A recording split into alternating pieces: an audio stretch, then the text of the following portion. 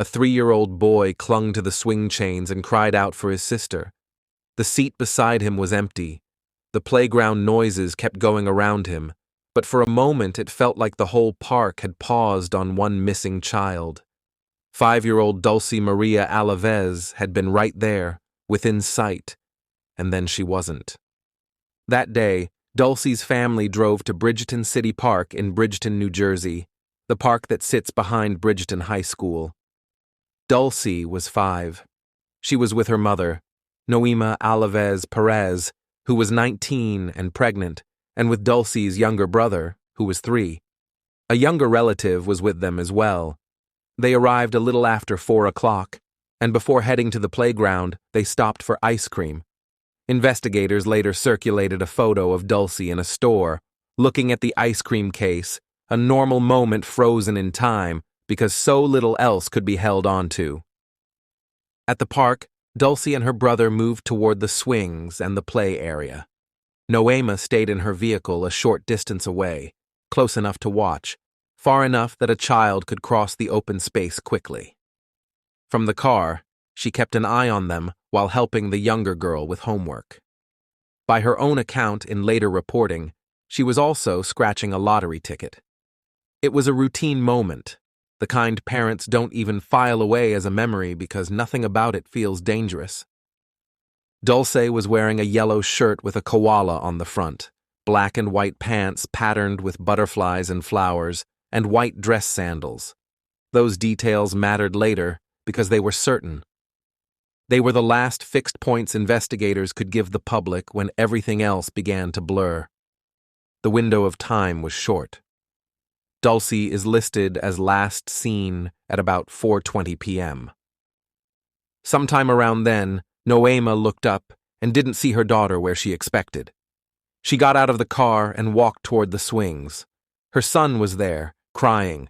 Dulce wasn't. The first minutes were frantic and raw. Noema called her daughter's name and scanned the playground equipment, the paths, the edges where children sometimes drift when they're bored or curious. She looked for the flash of a yellow shirt. She checked behind the structures and along the nearby tree line. No answer. No small feet running back. No giggle from a hiding spot. The absence felt wrong immediately, because Dulce hadn't said she was going anywhere. Police were notified, and the response escalated fast. Officers searched the park and began expanding outward, checking areas where a child might wander and places where a child might be taken. Searchers moved through brush and along the surrounding streets, but there was no sign of Dulce. In the first day of the investigation, authorities said they believed Dulce had been lured away and abducted. New Jersey issued an Amber Alert. Early information distributed to the public included a description based on witness statements. A light-skinned man, possibly Hispanic, seen near the playground, and a red van with a sliding side door and tinted windows. Those details traveled quickly because people wanted something to look for, something that could turn panic into action. But even as the descriptions spread, the message from law enforcement stayed cautious. The facts were still being sorted, and every tip needed to be checked. As official bulletins circulated, the focus stayed on what could be verified. Dulce's name, her age, the park behind the high school, the approximate time, the clothing. The missing child poster added more description about the person she might have been seen with. A light-skinned, possibly Hispanic man, about 5'6" to 5'8", thin build, no facial hair, with acne on his face. The poster listed clothes that could stand out to anyone who had been there: red pants, a black shirt, and orange sneakers. It also made clear that Dulce may have entered an unknown vehicle, meaning investigators needed the public to hold on to the possibility that the critical moment happened quickly, without a struggle that drew attention. The investigation grew into a multi-agency effort. Bridgeton Police, the New Jersey State Police, and the FBI all became involved. Tips poured in from the public as the Amber Alert spread. Law enforcement worked through leads, checked vehicles, followed up on sightings, and canvassed for witnesses. It was the kind of work that is relentless and mostly invisible. Long interviews, repeated timelines, revisiting the same minutes from different angles, and trying to separate what people think they saw from what they know they saw. In the weeks that followed, officials described a flood of information and the grind of telling what was real from what was rumor. By early October, reporting that summarized law enforcement briefings said more than 1,000 tips had come in. Investigators had checked hundreds of vehicles and examined hundreds of locations, with officers from multiple agencies rotating through leads that stretched beyond Bridgeton.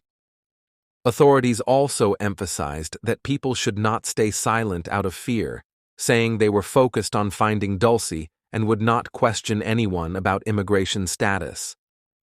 Nearly a month after Dulce disappeared, investigators released a composite sketch of a man they said was a possible witness, not a suspect. They described him as a Hispanic man in his 30s, slender, seen at the park with 2 young children.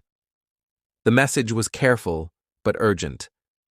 If you recognize this person, if you were at the park and remember him, if you are him, come forward.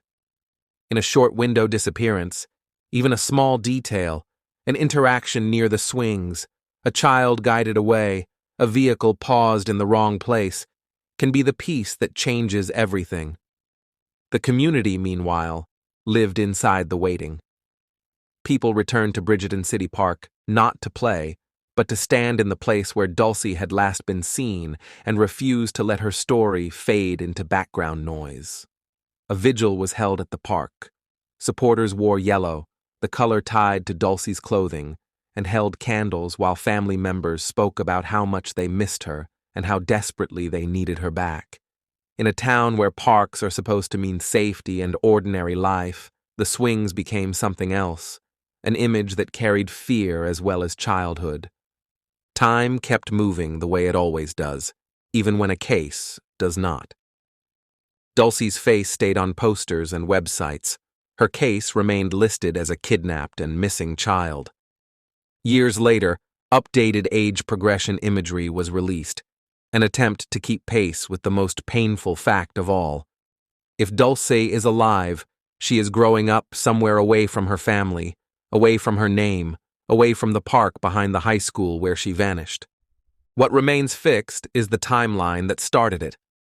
Ice cream, a drive to the park, 2 small children at the swings, a young mother in a car close by, trying to juggle ordinary responsibilities. A brief span of minutes. Then a 3-year-old boy crying at the swing set with no sister beside him. Dulce Maria Alavez has not been found.